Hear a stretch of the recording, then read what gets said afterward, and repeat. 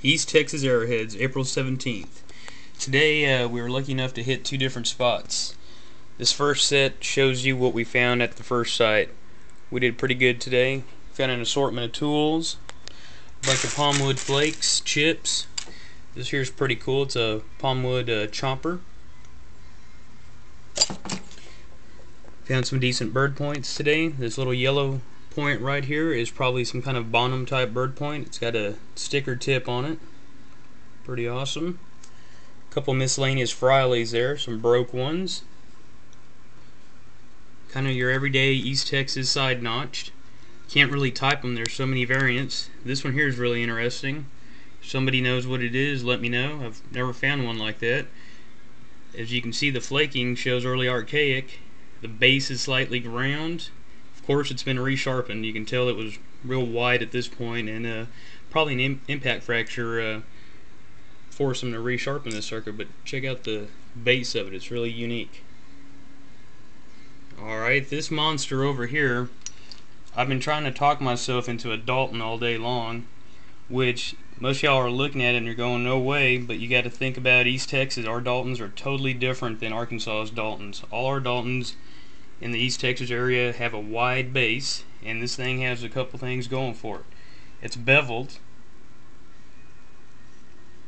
and it's ground. It's ground all the way up to here. I mean, slick as could be. And the flaking's just not there, but part of it is this material. It's wild to look at. I mean, it's perhaps one of the most awesome pieces of Palmwood I ever found, but due to the consistency of it, I bet he had a hard time controlling the flaking on it. I mean, you can just tell where it's just kind of random, and every little speck you see is actually a hole in a grain. So you can imagine trying to flake material that's like Swiss cheese pretty much, but pretty awesome. I'm pretty proud of it. I'm just going to call it some kind of an archaic piece for now. Here's some more miscellaneous butts, scrapers. This one here is real interesting. Look at the weird molt on it. That's the outside part of the Palmwood tree, actually, and you can see where they made a scraper out of it. East Texas Palmwood. These two here are unique.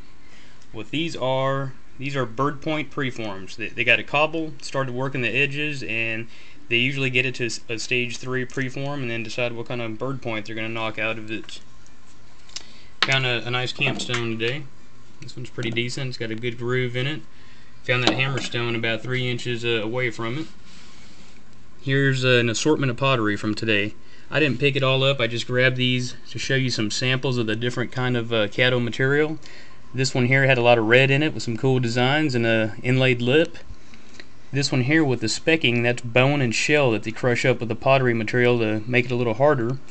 This one here, it's really hard to tell, but it looks like a sun design on it, which is pretty cool. Here's some different colors of caddo pottery. This is a very unusual smooth rock. I just had to pick it up. It has a unique look to it.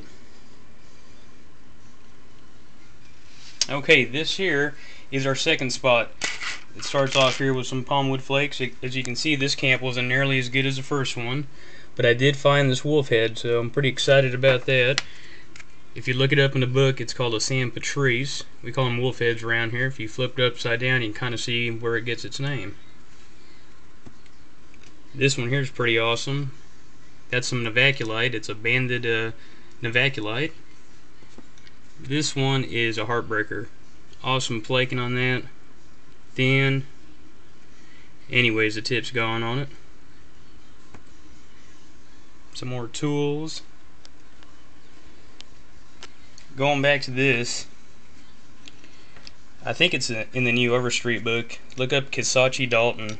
They're actually named after the Kisatchie National Forest.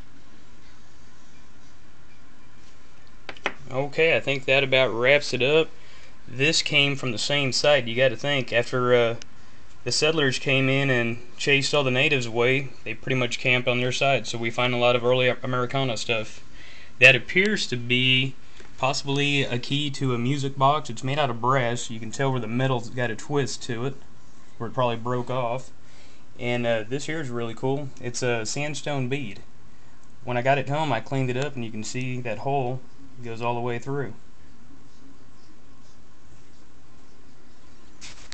This right here is actually a gar scale.